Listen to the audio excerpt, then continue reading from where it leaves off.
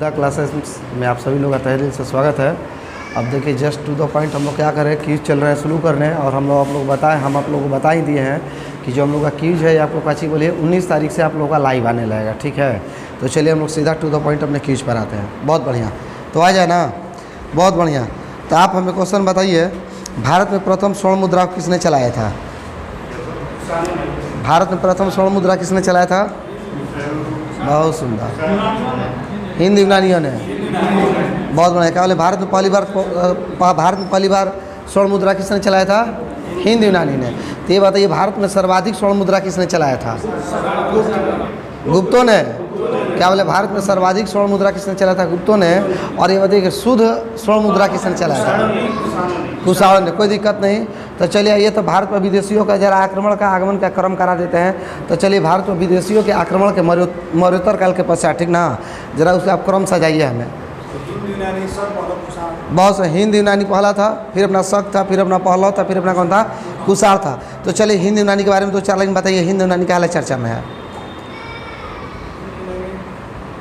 अरे हिंद यूनानी, देखिए जब हिंद यूनानी की बात, हाँ बहुत, हाँ क्या बोलिए, हिंद यूनानी की जब बात करते ये बताइए, हिंद यूनानी क्या बोलिए, भारत में अपना सर्वप्रथम इन्होंने सोना काशी का अपना हिंद यूनानी नहीं चलाया था, ठीक है।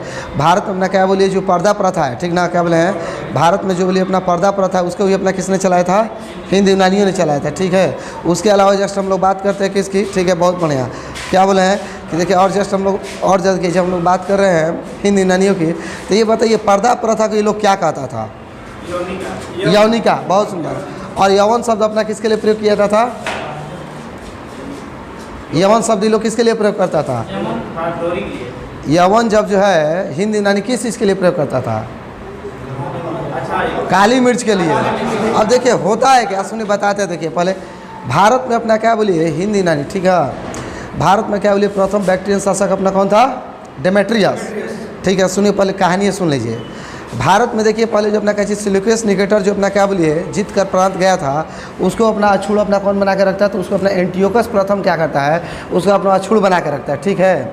मतलब क्या चीज़ बोलिए कि उसको बढ़िया रखता है। लेकिन होता क्या, उसके पश्चात थोड़ा बहुत अपना इंडिया में अपना क्या बोलिए जो क्षेत्रीय राजा थे अपना क्या चीज़ बोलिए अपना ये सब अटैक कर देता है, ये इस तरह से उस तरह से। तो उसी में क्या बोलिए भारत तो प्रथम बैक्टीरियन शासक अपना कौन था? तारी बैटरी मर दें तोड़ देंगे। बहुत से क्या बोले हैं कि प्रथम बैक्टीरियन शासक कौन था? बहुत, तो प्रथम बैक्टीरियन शासक डेमेट्रियस था, ठीक है। और डेमेट्रियस ने अपनी राजधानी कहाँ बनाई थी? साकल या सकाल, ठीक है। साकल कहाँ है वर्तमान में? पाकिस्तान में, ठीक है। तक्षशिला अथवा गंधार में है। अब देखिए जस्ट टू द पॉइंट वाले हम लोग बात एक टोपन दीजिए कोई, बहुत बढ़िया। अब देखिए जस्ट टू द पॉइंट वाले हम लोग किसकी बातें करते हैं, तो यहाँ पर देखिए मज़े की बात क्या है उसको थोड़ा समझ लिया जाए। अब देखिए जब ये तो अपना करिए लेता है, तो ये बताइए हिंद यूनानियों का सबसे प्रसिद्ध शासक कौन था? बहुत सुंदर। हिंद यूनानियों का सबसे प्रसिद्ध शासक कौन था? मिनाइंडर। अब देखिए टू द पॉइंट, तो ये बताइए मिनाइंडर ने अपनी राजधानी कहाँ बनाई थी? सकाल ही बनाया था ना। मिनाइंडर ने अपनी राजधानी कहाँ बनाई थी? हाँ सकाल में, उस साकल है, ठीक ना। लेकिन एक हम लोग मूविया देखते ही ना, अरे सकाल फिल्म नहीं हो, ये शक्तिमान में एक मतलब सकाल आता है, ठीक ना, उसी से हम सकाल बोल देते हैं। अब देखिए तो मिनाइंडर अपनी राजधानी कहाँ बनाता है? इस सकाल को ही रहने देता है। और मिनाइंडर के समय साकल जो अपना क्या बोलिए महत्वपूर्ण शिक्षा का केंद्र प्लस बौद्ध धर्म का केंद्र अपना महत्वपूर्ण से यही था, ठीक है। अब देखिए मिनाइंडर के बारे में, तो मिनाइंडर के बारे में क्या जानते हैं गुरुजी जरा बताइए, और बताइए और क्या जानते हैं?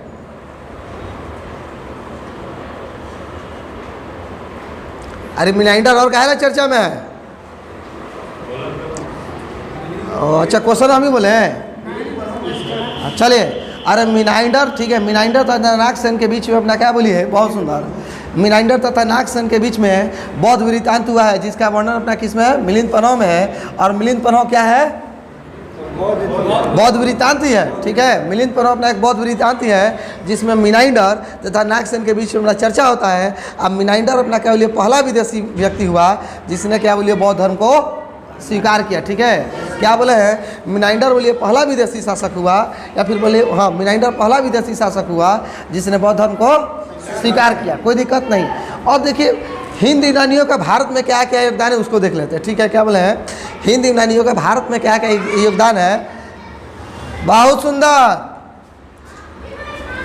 बहुत बढ़िया। हाँ तो देखिए क्या बोले हैं, हिंद यूनानियों का भारत में क्या क्या योगदान उसको देख लेते हैं। देखिए भारत में जानते हैं सर्वप्रथम पर्दा प्रथा, ठीक है, पर्दा प्रथा समझते हैं ना, नाटक के समय नहीं देखते जो पर्दा लगाया था फिर खींच लिया था है, तो वही बोले नाटक के समय पर्दा प्रथा का दिन अपना किनका है, तो हिंद यूनानियों का ही है। और हिंद यूनानियों के बारे में अपना क्या चाहिए है, हिंद यूनानियों काली मिर्च बहुत मस्त पसंद था, जिसको अभी वर्तमान में लोग देखिए जिसको मरीच बोलते हैं ना, जिसको हम लोग वर्तमान में मरीच बोलते हैं, वही अपना क्या था काली मिर्च था, ठीक है। तो इनको क्या काली मिर्च बहुत पसंद था, वास्तविक से काली मिर्च मस्त लगता भी है। आप क्या कीजिए मटन या चिकन में बोलिए खड़ा काली मिर्च डाल दीजिए, खाते वक्त एक या दो आ जाए तो मूड फ्रेश हो जाता है ना। तो ये क्या बोलिए कि काली मिर्च लोग बहुत पसंद था, और ये लोग काली मिर्च को क्या बोलता था, यवन कहता था, ठीक है, यवन प्रिय, ठीक है, बहुत सुंदर, क्या बोले यवन प्रिय अथवा यवन दोनों, ठीक है। ये लोग क्या कहता था कि काली मिर्च को क्या कहता था, यवन कहता था, कोई समस्या नहीं। और देखिए भारत में सर्वप्रथम, ठीक ना, ध्यान से सुन लीजिए क्या बोले हैं, भारत में सर्वप्रथम किसका, हाँ भारत में सर्वप्रथम सोने के सिक्के किनके द्वारा चलाया था है, हिंद यूनानियों के द्वारा है, ठीक है, कोई दिक्कत नहीं। अब चलिए हिंद यूनानी के पश्चात कौन आता है, हो शक। तो चलिए शकों का सबसे प्रसिद्ध राजा कौन था, अरे बहुत सुंदर, बहुत बढ़िया, ठीक है, रुद्रदामन, ठीक है, बहुत बढ़िया। तो अब बताइए जब शकों की बात किए हैं तो शक का भारत में टोटल कितना ब्रांच था, 4, हाँ 4 जगह था। शकों का क्या बोला कि टोटल भारत में कितना ब्रांच था, 4 जगह मिलता है। अब देखिए कहाँ कहाँ था 4 जगह भाई, एक अपना तक्षशिला में था, एक अपना उज्जैन में था, एक अपना नासिक में था, और एक कहाँ बच रहा है, तक्षशिला उज्जैन नासिक, ठीक है। उज्जैन तो वही हुई है ना क्या, अरे पश्चिम में उज्जैन हो गया, नासिक हो गया, 2 अपना उत्तर में था, एक था अपना तक्षशिला में, हाँ नहीं नहीं नहीं नहीं नहीं तमिलनाडु। देखिए डियर हम एक क्वेश्चन यहाँ पर फंसे हुए हैं, अगर आपको मतलब याद हो तो आप भी जरूर कमेंट करके बता दीजिएगा। चलिए उसको अपना जाके चेक कर लीजिएगा। तो बताइए शकों का सबसे क्या, शकों का पहला राजा कौन था,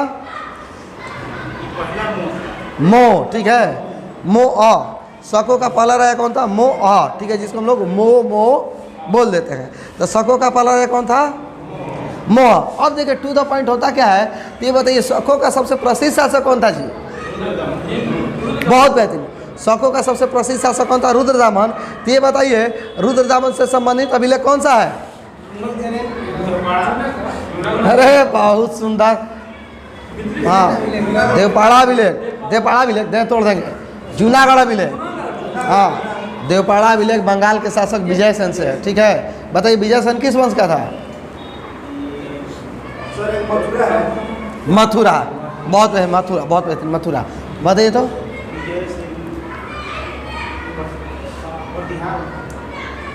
वाह, सीधा आपको 50 लाख देने में कोई हर्जे नहीं है, हाँ रघुओं के 1 लाख देने में कोई दिक्कत नहीं है, हाँ अरे विजयसेन सेन वंश का ना था जी, कहाँ आप लोग टावर को कैसे कैसे पकड़ा दे रहे हैं, हमरा कुछ समझ में नहीं आ रहा है।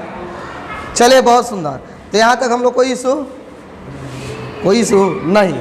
अब देखिए क्या बोले हैं कि बोलिए अपना क्या चीज़, शकों का सबसे प्रसिद्ध शासक कौन था, तो शकों का अपना सबसे प्रसिद्ध शासक अपना रुद्रदामन था, और रुद्रदामन ही अपना क्या करता है, जूनागढ़ या गिरनार अभिलेख अपना इसी से संबंधित है, ठीक है। और जूनागढ़ या गिरनार अभिलेख में क्या बोलिए अशोक, हाँ बताते हैं, जूनागढ़ या गिरनार अभिलेख में जानते हैं पहली बार, ठीक ना, क्या बोले हैं जूनागढ़ और गिरनार अभिलेख में अशोक के चंद्रगुप्त मौर्य तथा अशोक अपना दोनों का वर्णन है, ठीक है, चंद्रगुप्त मौर्य तथा अशोक का दोनों का वर्णन है। और इसी अभिलेख में यानी कि जूनागढ़ अभिलेख में ये कहा गया है, चंद्रगुप्त मौर्य को बताया गया है कि चंद्रगुप्त मौर्य ने क्या बोले भारत के अपना पश्चिमी भारत तक अपना क्या किया था, विजय प्राप्त किया था, भारत के पश्चिमी भारत में हमने क्या किया था, विजय प्राप्त किया था, कोई समस्या नहीं। अब देखिए जस्ट टू द पॉइंट वाली, अगर अब देखिए बहुत सुंदर क्या बोला है, देखिए सब जूनागढ़ अभिलेख अपना किससे था, रुद्रदामन से। अब देखिए रुद्रदामन जो अपना क्या बोले संस्कृत का बहुत बड़ा प्रेमी था, क्या बोले रुद्रदामन संस्कृत का बहुत बड़ा प्रेमी था, इसीलिए इसने संस्कृत भाषा में क्या बोलिए जूनागढ़ अभिलेख को जारी किया। और संस्कृत भाषा में जारी होने वाला पहला अभिलेख कौन है, तो जूनागढ़ अभिलेख ही है। कोई समस्या श्यामो, कोई दिक्कत नहीं। बहुत सुंदर। अब देखिए जब अगर हम लोग उसके पश्चात बात करते हैं तब तो उसके पश्चात किसकी बात आती है? तो हाँ बस पहलो। तो ये बताइए पहलो मूल रूप से कहाँ का था हो, आप बताइए। हाँ पहलो लोग कहाँ का था? बहुत सुंदर। पहलो लोग अपना ईरान का था, ठीक है। और पहलो का अपना सबसे प्रसिद्ध शासक कौन था? गोंडे फेरनाइस, ठीक है। और गोंडे फेरनाइस के दरबार में क्या बोले? ईसाई धर्म प्रचारक सेंट थॉमस आता है, ठीक है। पहलो के दरबार में ईसाई धर्म प्रचारक सेंट थॉमस आता है। तो हिंदी यूनानी पढ़ लिए, शक पढ़ लिए, पहलो पढ़ लिए, कुषाण बच रहा है। तो कुषाण के बारे में क्या बोलिए ज़्यादा नहीं पढ़ेंगे क्योंकि ये बहुत लंबा चैप्टर अभी और अभी अपना आगे देख लीजिए। बहुत सुंदर, कोई समस्या नहीं, बहुत बढ़िया। तो अगला इस बताइए। ओहो, राज्य अपहरण नीति को किसने क्रियान्वित किया था? डलहौजी। बहुत सुंदर। तो मिथिलेश जी आप हमें ये बताइए कि भारत में क्या बोलिए पहला बार लोक निर्माण विभाग का स्थापना किसके समय किया गया था? किस गवर्नर जनरल के समय? क्या गुरु जी? डलहौजी का ही समय है, ठीक ना। PWD इसी को ना कहते हैं, PWD लोक निर्माण विभाग की स्थापना किसके समय? डलहौजी। तो चलिए आइए, जब डलहौजी हुआ तो पूरा डलहौजी बोल लिया जाए। चलिए डलहौजी का जरा 2-4 घटना बताते जाइए। हड़प नीति अपनाया था, बहुत सा लोक निर्माण विभाग बनाया था, बहुत सुंदर। पहला अपना पटरी इसी के समय पूछा था, बहुत सुंदर। डाक प्रथा, बहुत सुंदर। अब देखिए बात करते हैं डलहौजी की। देखिए जब डलहौजी की बात करते हैं तो डलहौजी के समय क्या बोलिए द्वितीय आंग्ल सिख युद्ध होता है ना। बहुत सुंदर, हाँ बहुत सुंदर। अरे 48 से 49 है बाबा आप लोग। अच्छा सेशन, ठीक है, बहुत बढ़िया। 48-56 है ना, 56 है। देखिए डलहौजी की जब बात करते हैं, देखिए डलहौजी का सेशन जब बात करते हैं 48 से 56 इसका था। इसी के समय अपना क्या बोलिए 48-49 में द्वितीय आंग्ल सिख युद्ध होता है। और क्या बोलिए कि पंजाब साम्राज्य को अपने में मिला लिया था इसी के समय, ठीक है। यही बंदा अपना क्या करता है, कौन? यानी कि डलहौजी बंदा, ठीक है। जस्ट अपना बोलिए डलहौजी अपना क्या करता है, डलहौजी के समय अपना क्या बोलिए दूसरा आंग्ल वर्मा युद्ध होता है ना। और दूसरा आंग्ल वर्मा युद्ध के तहत पीगू तथा म्यांमार को क्या कर लिया था? डलहौजी के प्रांत में मिला लिया था। कोई समस्या नहीं। हाँ अब जस्ट टू द पॉइंट तो बताइए दूसरा आंग्ल वर्मा युद्ध अपना कब हुआ था? 24 इसी से 52 हाँ नहीं छोड़ दे उसको छोड़ दिए। अब क्या बोला तो इसको जस्ट अपना मिला लिया। यही बंदा क्या करता है कि देखिए राज्य हड़प नीति, हाँ ठीक है वो शायद सही बोल रहे हैं, 51-53 शायद सही लग रहा है। तो बहुत बढ़िया। तो ये बात इसी के समय जानते हैं। तो बात ये राज्य हड़प नीति को किसने अपनाया था? डलहौजी ने। डॉक्ट्रिन ऑफ लैप्स को किसने अपनाया था? डलहौजी ने। डलहौजी के डॉक्ट्रिन ऑफ लैप्स के तहत अपनाया गया पहला राज्य कौन था? राज्य हड़प नीति के तहत सतारा। और सबसे अंतिम राज्य कौन था? नागपुर। नागपुर को कब इसने मिलाया था? 54 में। सतारा को कब मिलाया था? 48 में। ये बताइए देखिए एक चीज़ हम क्लियर बोलेंगे, डॉक्ट्रिन ऑफ लैप्स या फिर राज्य हड़प नीति दोनों सेम हुआ, ठीक है। तो अगर दोनों में से कोई वर्ड बोलेंगे घबराइए मत। अब अगला एस टू द पॉइंट ये बोलते हैं कि ये बताइए डॉक्ट्रिन ऑफ लैप्स के या फिर बोलिए राज्य हड़प नीति के तहत टोटल कितने प्रांत को हड़पा गया था? टोटल 7 ठो, ठीक है। टोटल अपना 7 प्रांत को अपना हड़पा गया था। अब देखिए यही क्या करता है कि अवध पर क्या बोले कुशासन का आरोप लगा करके, अवध पर क्या बोले कि अवध पर कुशासन का आरोप लगा करके वहाँ पर उस समय वहाँ के शासक थे वाजिद अली शाह। अवध को कह देता है कि इस पर कुशासन का आरोप लगा क्या करता है बोले अपना कहते हड़प लेता, हड़पता नहीं कुशासन का आरोप लगाता है, ठीक है। और कुशासन का आरोप लगा किसे कहते ब्रिटिश राज्य मिला लेता है, ठीक है। सिक्किम पर क्या बोले डॉक्टरी दुर्व्यवहार के आरोप में लगा करके सिक्किम को भी अपना क्या करता अपने में मिलाते हैं, कोई दिक्कत। अब उसके अलावा डलहौजी क्या करता भैया भारत में रेल, तेज नहीं बोल रहे ना, हाँ बहुत सुन देखिए डलहौजी भारत में रेल डाक तार का जनक यही है, ठीक ना। उसके अलावा क्या करता है 1853 में 34 किलोमीटर, ठीक है, मुंबई से थाड़े, ठीक है, बोलिए पहला बार रेल अपना इसी के समय बिछाया गया था, ठीक है। हाँ ये क्या करता है कि सेना के मुख्यालय को क्या करता है कलकत्ता से लेकर के अपना मथुरा में भेज देता है, ठीक है। आता था बारूद का मुख्यालय कहाँ कर देता है जी? शिमला में। ठीक है। और क्या बोलिए भारत की, ठीक ना, क्या बोले भारत की ग्रीष्मकालीन राजधानी कहाँ बना देता है, शिमला ही बना देता है, ठीक है। बहुत बेहतरीन। हाँ, क्या बोले भारत की शीतकालीन राजधानी कौन बनाता है, शिमला अपना यही बनाता है। और इसकी जब बात करते हैं डलहौजी का, तो डलहौजी का देखिए वास्तविक नाम क्या था, चार्ल्स रेमजे एंड्रूज, ठीक है। क्या बोले हैं, चार्ल्स रेमजे एंड्रूज। और इसे आधुनिक भारत का निर्माता के भी नाम से जाना जाता है। कोई समस्या नहीं। आप लोग डलहौजी को नेक्स्ट करके आगे बढ़े ना, कोई दिक्कत। चार्ल्स रेमजे एंड्रूज, बहुत बढ़िया। अरे राजा लाजवाब, बहुत सुंदर। बताइए राज्यसभा में मनोनीत सदस्यों की अधिकतम संख्या कितनी हो सकती है श्यामी बाबू? हाँ, क्या बोला 545? बारे बबुआ, तो ये बताइए तब लोकसभा में कितना होगा वो? कहा तरुण बताइए। 12 हो एकदम होता है।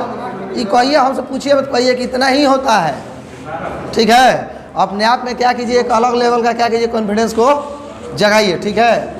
अपने आप में क्या कीजिए, एक अलग लेवल के कॉन्फिडेंस को जगाइए, कोई समस्या नहीं। तो आइए देखिए, जब राज्यसभा हो गए तो फिर आइए, तो राज्यसभा के बारे में पूरा देख लिया है ना। हाँ तो ठीक है, तो उन लोग का मनोनयन राष्ट्रपति के द्वारा राज्यसभा में 12 मनोनयन किया जाता है, यही तो बात बोल रहे हैं। अनुच्छेद कितना के तहत हो? बहुत सुंदर बबुआ। जब अनुच्छेद 333 इससे बोले हैं तो एक मिनट रुक जाइए। विधानसभा में एंग्लो इंडियन को राज्यपाल चुनता है, वो अनुच्छेद कितना है? वो ना 331। बहुत बढ़िया। हाँ, बहुत 80 का 3। हाँ बहुत सुंदर है, 80 का 3। देखिए जब, हाँ तो देखिए डियर, बहुत क्या बोले हैं, अब देखिए जस्ट हम लोग क्या बोल रहे हैं। हाँ बहुत बढ़िया। जब राज्यसभा की बात होती है तो टू द पॉइंट, राज्यसभा का पहला बार गठन 3 अप्रैल 1952 को किया गया था। और राज्यसभा की पहली बार बैठक 13 मई 1952 को किया गया था, ठीक है। राज्यसभा को अपना क्या बोलिए द्वितीय सदन अथवा उच्च सदन कहा जाता है। और राज्यसभा का कार्यकाल कितना होता है? दे तोड़ देंगे, राज्यसभा के सदस्यों का कार्यकाल होता है, न कि हाँ न कि राज्यसभा। 2/3 वो क्या है कार्यकाल। राज्यसभा के सदस्यों का कार्यकाल कितना होता है? 6 वर्ष होता है। और राज्यसभा कभी भंग नहीं हो सकती है, इसीलिए हाँ, इसीलिए हम लोग इसे राज्यसभा को उच्च सदन कहा जाता है, उच्च सदन कहा जाता है, ठीक है। राज्यसभा कभी भंग नहीं हो सकती है। अब देखिए टू द पॉइंट का आती है, राज्यसभा के सदस्यों का कार्यकाल कितना होता है? तो राज्यसभा के सदस्यों का कार्यकाल होता है 6 वर्ष, अतः प्रत्येक 2/3 सदस्य, ठीक है, प्रत्येक 1/3 सदस्य, 1/3 ना, क्या बोले, प्रत्येक 1/3 सदस्य प्रत्येक 2 वर्ष पर क्या होते हैं? रिटायरमेंट देगा, तोड़ देंगे, रिटायर हो जाते हैं, ठीक है, रिटायर हो जाते हैं। तब बताइए राज्यसभा में अधिकतम सदस्यों की संख्या कितनी हो सकती है? हाँ 250, बहुत बढ़िया, 250। तब बताइए राज्यसभा में वर्तमान में सदस्यों की संख्या कितनी है?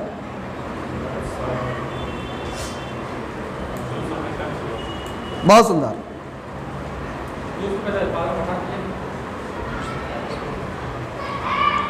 बोलिए कितना है गुरुजी? राज्यसभा में वर्तमान में सदस्यों की संख्या कितनी है? सही है, एकदम सही है, बहुत सुंदर। राज्यसभा में सदस्यों की संख्या वर्तमान में कितनी है? 245 है। और 245 में क्या बोले 233 भारत तथा भारत संघ के विभिन्न राज्य क्षेत्रों से चुने जाते हैं, जबकि 12 बंदे क्या किए जाते हैं? मनोनीत किए जाते हैं। और ये 12 बंदे जो मनोनीत किए जाते हैं, उनके मनोनयन का आधार क्या होना चाहिए? उनके मनोनयन का आधार क्या होना चाहिए उसको सुन लीजिए। साहित्य, ठीक है, कला, विज्ञान और समाज सेवा, ठीक है। और इनको क्या बोलिए कि राष्ट्रपति क्या करते हैं? राष्ट्रपति लोग का निर्वाचन करते हैं अनुच्छेद 80 के 3 के तहत। तो चलिए एक क्वेश्चन आप लोग के स्क्रीन के ऊपर 1 लाख का, राज्यसभा के सदस्यों का मनोनयन किस देश से लिया गया है? हाँ, राज्यसभा के सदस्यों का मनोनयन किस देश से लिया गया है? गुरु जी बताइए। बहुत सुंदर, साउथ अफ्रीका, बहुत सुंदर, बहुत सुंदर। इतना देह तोड़ेंगे बस दिमाग ठंडा हो जाएगा। राज्यसभा के सदस्यों का मनोनयन लिया गया है अपना कहाँ से? आयरलैंड से। जबकि राज्यसभा के सदस्यों का निर्वाचन कहाँ से लिया गया है? ये लिया गया साउथ अफ्रीका से, ठीक है। छोटी छोटी मगर मोटी ही बात है, ठीक है था ना, बस बहुत बढ़िया। छोटी छोटी मगर श्यामू मोटी बात है, बहुत सुंदर। रुकिए हम लोग पढ़ लिए ना, तो ये बताइए राज्यसभा के सदस्यों का निर्वाचन किस देश से लिया गया है? South Africa. और राज्यसभा के सदस्यों का मनोनयन कहाँ से लिया गया है? आयरलैंड। और राष्ट्रपति किस अनुच्छेद के तहत राज्यसभा के सदस्यों का मनोनयन करता है? 80 के 3 के तहत। और राज्यसभा का गठन अपना कितना अनुच्छेद के तहत किया जाता है? 80 के तहत ना जी। 79 में अनुच्छेद में तो संसद ना है, संसद बोले तो पार्लियामेंट, यही ना है। बहुत बढ़िया। अगला ये क्वेश्चन टू द पॉइंट आप लोग स्क्रीन के ऊपर ये बताइए, आर्थिक अपक्षय का सिद्धांत किसने दिया था? आर्थिक अपक्षय का सिद्धांत किसने दिया था? अरे दादा भाई नेहरू जी, काहे इतना घबरा गए? लल्लू पंजी क्वेश्चन है। बहुत सुंदर। तो एक बात बताइए, राष्ट्रीय आय का आकलन कौन करता है जी? CSO। तो आइए तो हम लोग राष्ट्रीय आय पढ़ लें। हाँ चलिए तब बताइए गुरुजी, राष्ट्रीय आय किसे कहते हैं? आप भी बताइएगा डियर, पहले बिना सुने बताइएगा। चलिए बोलिए, राष्ट्रीय आय किसे कहते हैं? ये क्वेश्चन जो है राष्ट्रीय आय, देखिए हाँ एक बात सुनिए, हाँ राष्ट्रीय आय किसे कहते हैं? तो देखिए किसी भी देश की अर्थव्यवस्था में एक वर्ष के दौरान उत्पादित अंतिम वस्तुएं, फिर से सुनिए, बोले हैं कि किसी भी देश की अर्थव्यवस्था में एक वर्ष के अंदर उत्पादित अंतिम वस्तुएं तथा सेवा के मूल्य को क्या कहते हैं? राष्ट्रीय आय कहते हैं। और यही चीज़ बार बार एग्जाम में पूछा जाता है कि राष्ट्रीय आय किसे कहते हैं। इसके अलावा क्या कहते हैं? इसके अलावा क्या बोलिए कि साधन लागत पर, ठीक ना, उत्पादन लागत पर निवल राष्ट्रीय उत्पाद को क्या कहते हैं हम लोग? राष्ट्रीय आय कहते हैं। तथा साधन लागत पर, ठीक है, निवल उत्पाद को भी क्या कहते हैं? राष्ट्रीय आय कहते हैं। कोई समस्या नहीं। और देखिए टू द पॉइंट क्या बोलते हैं? राष्ट्रीय आय। तो देखिए आइए तो थोड़ा राष्ट्रीय से देखिए, ओहो देखिए डियर, हम बोल रहे हैं ना कि कुछ हम लोग राष्ट्रीय आय से संबंधित कुछ अपना फैक्ट है, समितियाँ राष्ट्रीय आय में क्या क्या होता है सब पढ़ लिया जाता है। तो चलिए आते हैं। तो 1 लाख का क्वेश्चन आप लोग को स्क्रीन पर आता है। तो ये बताइए राष्ट्रीय आय की गणना, राष्ट्रीय आय की गणना सर्वप्रथम किसने किया था? दादा भाई नेहरू जी। कब किए थे? 1867-68 में। उस समय भारत में क्या बोलिए प्रति व्यक्ति आय कितना था? 20 रुपया। भारत में बोलिए दूसरा बार राष्ट्रीय आय की गणना किसने किया था? F सिरास ने, ठीक है, F सिरास ने। उस समय क्या बोलिए कि भारत में, हाँ तो F सिरास ने राष्ट्रीय आय की गणना कब किया था? 1911 में। और 1911 में क्या बोलिए कि भारत में प्रति व्यक्ति आय कितना था? 49 रुपया। तो ये बताइए भारत में पहली बार, ठीक ना, क्या बोले, भारत में पहली बार वैज्ञानिक तरीके से राष्ट्रीय आय का गणना किसने किया था? GV.K. राव, ठीक है। कौन? GV.K. राव। कोई दिक्कत नहीं। अब आते जानते हैं राष्ट्रीय आय हम लोग किसे कहते हैं? बोल दिए राष्ट्रीय आय का बोले शुरू में बोलिए अपना कुछ वर्क किया गया था वो भी बोल दिया। अब to the point just Raju ji, बहुत सुंदर। अब देखिए just to the point just अब आपका स्क्रीन पर क्वेश्चन आता है। तो 1 लाख का क्वेश्चन है कि आप हमें ये बता दीजिए कि राष्ट्रीय आय समिति का गठन कब किया गया था? अरे लाजवाब, बहुत सुंदर, सीधा 50 लाख। बोलिए मिथिलेश जी, राष्ट्रीय आय का गठन, राष्ट्रीय आय समिति का गठन पहला बार कब किया गया था? बहुत सुन, बोलिए 1949 ना। ये देखिए, हाँ डियर देखिए कि आपको ही बोल रहे हैं, जो अगर मार दिए होंगे आपको तो देखिए सडनली ये बोलिए आज आपको नहीं मिल पाएगा, लेकिन कल जिस दिन भी आप बोलिए हाँ आज बोलिए हाँ शाम में वीडियो मिल जाएगा। अगर कल आपको ये वीडियो मिलता है तो आप अगर अपने से मार दिए होंगे तो देखिए हम ये समझेंगे पढ़ाई कुछ हद तक ठीक है, लेकिन अगर नहीं मारते हैं तो एक चीज़ मेरा एडवाइस है कि आपको मेहनत बोलिए दबा कर करना है, ठीक है। बहुत सुंदर। तो राष्ट्रीय समिति के बाबू प्रथम अध्यक्ष कौन थे? बोलिए, बहुत सुन, बोलिए राष्ट्रीय समिति का अध्यक्ष कौन थे? देखिए राष्ट्रीय समिति का गठन 1949 में PC महालनोबिस की अध्यक्षता में किया गया था और ये अपना 3 सदस्यीय था, ठीक है। तो 3 सदस्यीय में एक अपना कौन थे? GV.K. राव थे और एक व्यक्ति और अपना कौन थे जी? महालनोबिस थे ना, नहीं महालनोबिस तो बोले ही हैं, महालनोबिस गॉडगिल जी थे, ठीक है। गॉडगिल जी तथा GV.K. राव अपना क्या बोलिए राष्ट्रीय समिति का अपना क्या बोलिए सदस्य थे। अब भारत में पहली बार राष्ट्रीय समिति का गठन कब किया गया था? 1949 में। अब देखिए अब एक बात ये किया जाता है कि आती है, थोड़ा हम लोग देख लेते हैं, जानते हैं राष्ट्रीय आय की लागत। पहले राष्ट्रीय आय की लागत हम लोग देख लें। तो देखिए राष्ट्रीय आय की, देखिए जब लागत की बात करते हैं तो राष्ट्रीय आय का लागत जानते हैं मेनली 2 तरीके से प्राप्त किया जा सकता है, ठीक ना। एक अपना बाजार लागत और एक अपना साधन लागत। बहुत बढ़िया। राष्ट्रीय आय की क्या बोले हैं कि लागत का क्या चीज़ 2 तरीके से होता है, एक साधन लागत और एक अपना बाजार लागत। तो देखिए क्वेश्चन यहीं से पूछा जाता है, पहले जो राष्ट्रीय बोलेंगे क्या है उससे पूछा जाता है, राष्ट्रीय समिति से पूछा जाता है। फिर हम जस्ट आप लोगों को बताएं कि राष्ट्रीय की गणना अपना पहला बार कौन किया था, राष्ट्रीय की गणना दूसरा बार कौन किया था, भारत में राष्ट्रीय की गणना वैज्ञानिक तरीके से किसने किया था। ये देखिए जितना भी क्वेश्चन पूछ रहे हैं ये सब क्या करता है, एग्जाम ये सब रन करने वाला क्वेश्चन है। और देखिए बात करते हैं क्या चीज़, राष्ट्रीय आय की लागत। तो देखिए राष्ट्रीय आय की लागत अपना दो तरीके से किया जा सकता है, एक अपना साधन लागत होता है और दूसरा अपना बाजार लागत होता है, ठीक है। तो साधन लागत का फिर तात्पर्य है कि साधन लागत किसे कहते हैं, बात है ना। तो देखिए साधन लागत में क्या होता है, जैसे एक एग्जाम्पल के तौर पर ये समझ लीजिए कि ये अपना क्या बोलिए मेनली विनिर्माण चीज़ होता है। अब इस मोबाइल को निकालने में, ठीक ना, बोलिए यानी कि निर्माण करने में, ठीक है, इस मोबाइल को निर्माण करने में क्या क्या चीज़ लगा, कितना चीज़ लगा, कितना पैसा लगा, वो सभी चीज़ क्या किस में आ जाएगा, साधन लागत में। तो देखिए क्वेश्चन आप लोगों से यही पूछा जाता है कि निम्नलिखित में से कौन सा चीज़ जो साधन लागत में नहीं आता है। तो साधन लागत में क्या कहता है उसको अपना ध्यान से सुन लीजिए, ठीक है। पहला तो अपना पूंजी आ जाएगा, फिर अपना ऋण पर ब्याज आ जाएगा, फिर अपना रेंट आ जाएगा, फिर अपना इलेक्ट्रिसिटी आ जाएगा, फिर अपना ट्रांसपोर्टेशन आ जाएगा, ठीक है। उसके अलावा क्या बोलिए जो अपना निर्माण में अपना जितना ही बोलिए श्रमिक पर खर्च किया गया और फिर अपना एक वो आ जाएगा। और देखिए एक बात यह है कि जब साधन लागत पर बात किया जाए तो क्या गवर्नमेंट के द्वारा, ठीक ना, जो सब्सिडी दिया जाता है उसको इसमें शामिल किया जा सकता है कि नहीं। हाँ गवर्नमेंट के, हाँ बहुत किया जाता है, बहुत सुंदर। क्या बोले हैं कि इसमें इसके अलावा क्या बोले हैं कि जो बोलिए किसी भी वस्तु का उत्पादन करने में जब गवर्नमेंट के द्वारा कोई सब्सिडी दिया जाता है तो उसमें भी क्या बोलिए साधन लागत में ऐड किया जाता है। लेकिन लेकिन लेकिन साधन लागत में अपना क्या बोलिए जो बिक्री कर लगता है उसको शामिल नहीं किया जाता। क्यों नहीं किया जाता है। और जैसा मान लो मोबाइल है, कितना 50 रुपये का मोबाइल है, ठीक है, इस पर भैया क्या बोलिए कि चलिए 5 रुपया यानी कि अलग से हम क्या करते हैं बिक्री कर लगा दिए। तो जो हम तो खाली 50 रुपये का नहीं जानते हैं, 5 रुपये का तो हम नहीं जानते हैं। तो यानी कि इसको हम लोग क्या बोलते हैं, इसको बोलते हैं साधन, ठीक, इसको बोलते हैं साधन लागत, ठीक है। तो ये सभी किस में आएंगे, साधन लागत में। और बात करते हैं बाजार लागत। अब चलिए क्या हुआ, श्यामू इसको बोलिए क्या मोबाइल के भैया क्या कहिए है, इस मोबाइल को क्या बोलिए निर्माण तो कर दिए, अब हम ही हुए कस्टमर जाएंगे मार्केट में खरीदने, ठीक है।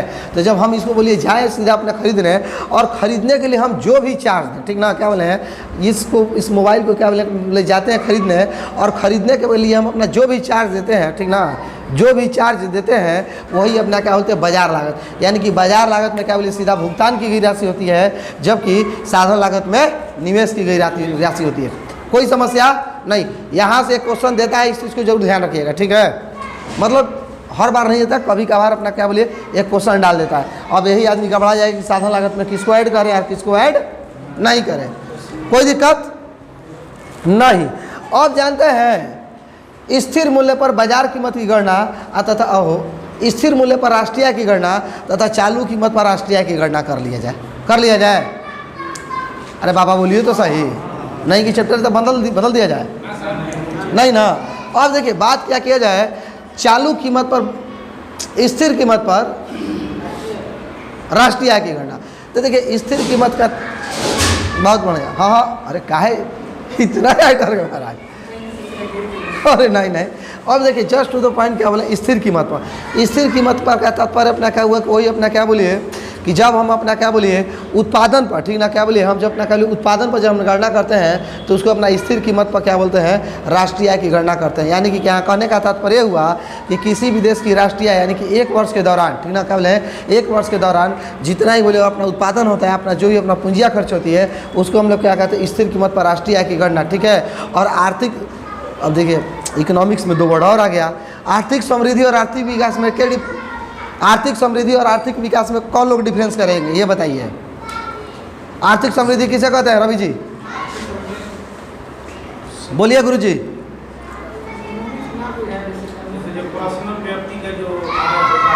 बहुत सुंदर, बहुत बढ़िया, बहुत बढ़िया, तब बहुत बढ़िया। तो देखिए हम बोले आर्थिक समृद्धि और आर्थिक विकास। देखिए आर्थिक समृद्धि का तात्पर्य क्यों और आर्थिक, देखिए दोनों को बताते हैं यहाँ पर क्या डिफरेंस है, ठीक ना, और इसका कहाँ अभी जस्ट राष्ट्रीय में क्या यूज है उसको बता देते हैं। तो आर्थिक समृद्धि और आर्थिक विकास, देखिए जब किसी देश में, ठीक ना, क्या बोले हैं, जब किसी भी देश की अर्थव्यवस्था में बोलिए अपना जीडीपी, जीएनपी, एनएनपी या फिर बोलिए प्रति व्यक्ति आय, जब ये सभी बढ़ेंगे तो क्या बोलेंगे कि वहाँ पर आर्थिक समृद्धि हो रहा है, ठीक है। जबकि आर्थिक विकास किसको बोलेंगे, जीडीपी, जीएनपी, एनएनपी, ठीक है, प्रति व्यक्ति आय के साथ साथ मानव के जीवन के गुणवत्ता में भी जब विकास हो तो उसको हम लोग क्या बोलेंगे? आर्थिक विकास बोलेंगे। जब क्या बोले हैं? मानव के जीवन के गुणवत्ता में, जैसे क्या हुआ, अब मान लीजिए एक बात ये हुआ कि चलो हमारा भैया जीडीपी जो मतलब क्या बोले 50% है, एक एग्जाम्पल के तौर पर मान लीजिए अभी इस पर जीडीपी तो कितना 6.8, हाँ वही 23-24 वहाँ 6 हाँ वहाँ 6.8 के करीब में डाला है। हाँ हाँ ठीक अच्छी चलिए वो हाँ ठीक, सबका अलग अलग डेटा है, एक ही व्यक्ति के नहीं है।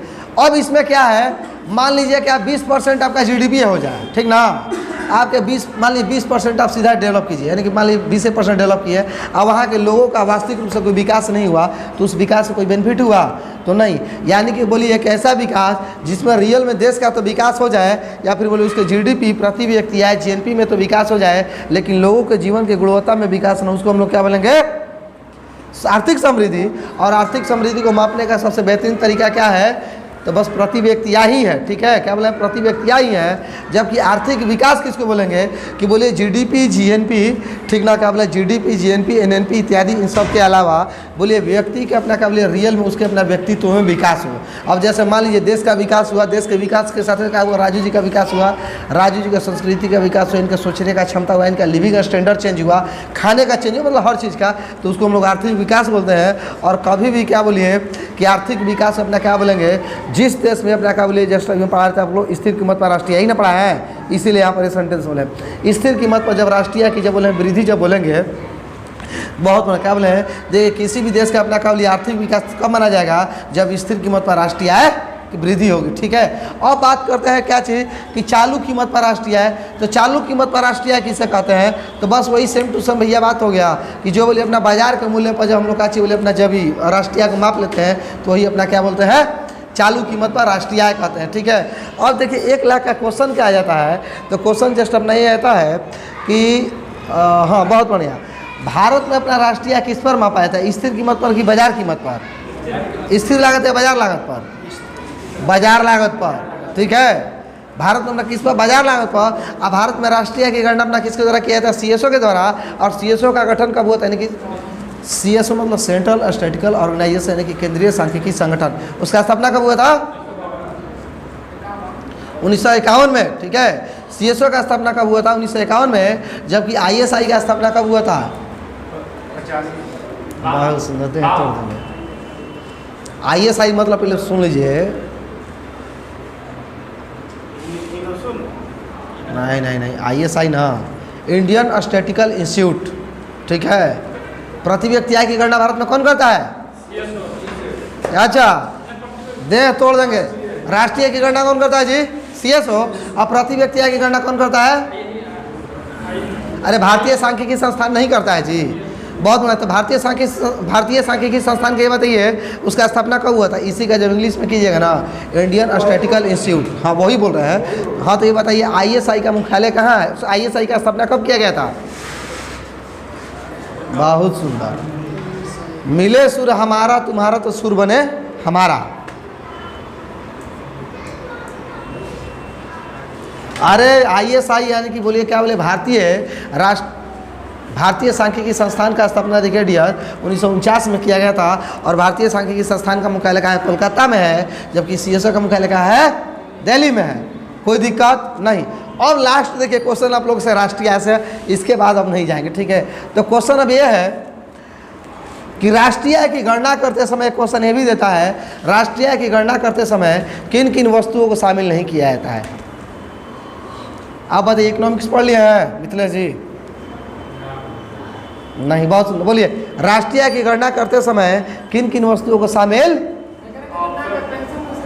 नहीं किया जाता है? बहुत सुंदर।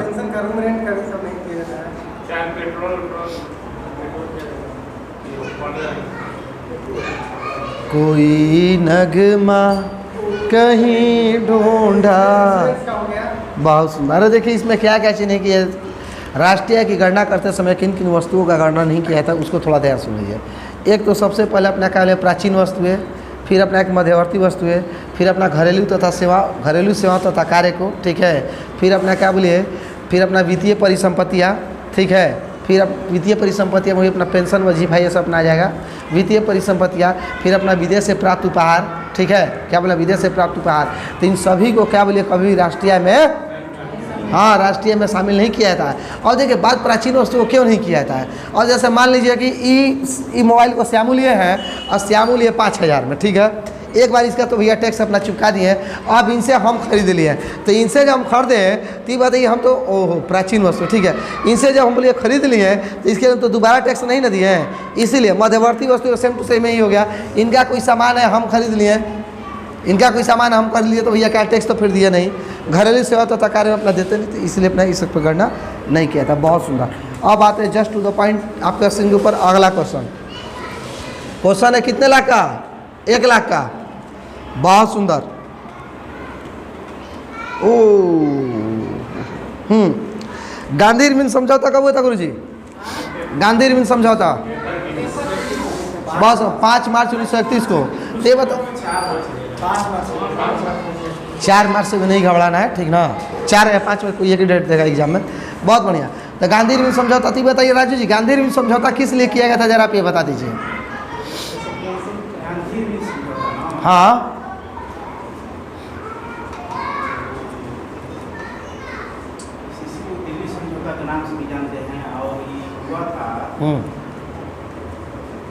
बताइए गुरु जी, गांधी इरविन समझौता किस लिए किया गया था?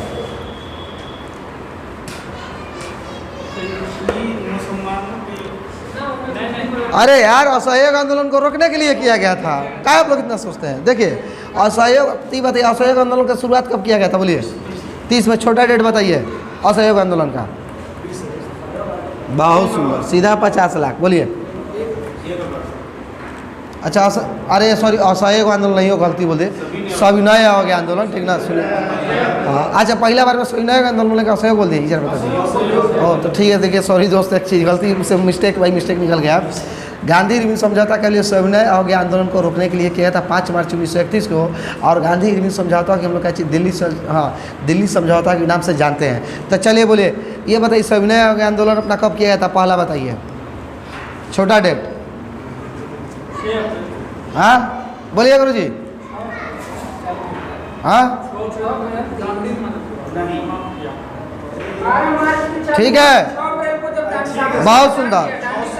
अब देखिए गांधी सविनय अवज्ञा आंदोलन, महात्मा गांधी के, जैसा कि आप लोग पहले सुन चुके हैं, महात्मा गांधी ने दांडी मार्च अपना क्या बोलिए 1930 में, कहाँ से, तो सीधा अपना साबरमती से दांडी के पास अपना जाकर शुरू किए थे। और ये टोटल 24 दिन का था, 78 किलोमीटर चले थे, टोटल 322 अनुयायी के साथ में चले थे। अब होता क्या है कि जब बोलिए महात्मा गांधी दांडी पहुँचते हैं तो दांडी से अपना क्या करते हैं, 6 अप्रैल को सविनय अवज्ञा आंदोलन शुरू कर देते हैं। और यही सविनय अवज्ञा आंदोलन के लिए अपना क्या किया था, 3 ठो अपना समझौता भी किया जाता है। कौन कौन उसको क्या बोलते हैं? अरे 3 ठो समझौता कौन कौन है रे महाराज, बोलिए ना, आप भी एकदम कमाल करते हैं। अरे प्रथम गोलमेज, द्वितीय गोलमेज, तृतीय गोलमेज यार, बहुत सुंदर। तो बताइए प्रथम गोलमेज का छोटा डेट बताइए। बहुत सुंदर, सही बोले हैं, बहुत सुंदर। तो चलिए दूसरा का बताइए।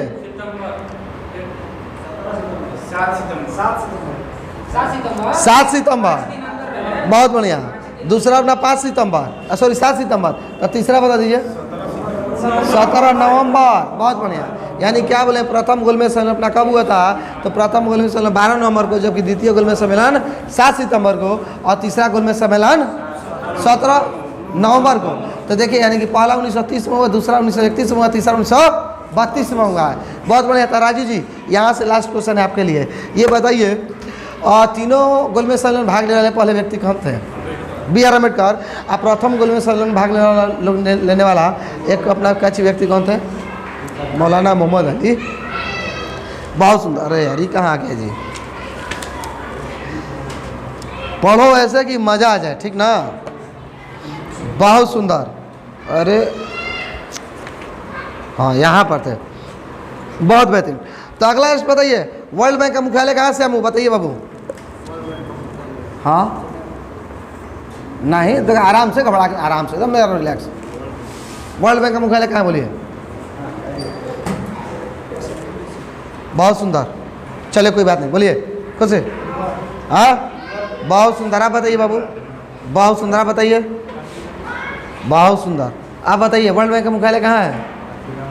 वाशिंगटन डीसी ना है, बहुत सुंदर, वाशिंगटन डीसी है, बहुत सुंदर। तब वर्ल्ड बैंक, तब वर्ल्ड बैंक का मुख्यालय कहाँ है? वाशिंगटन डीसी में। बात करते हैं वर्ल्ड बैंक।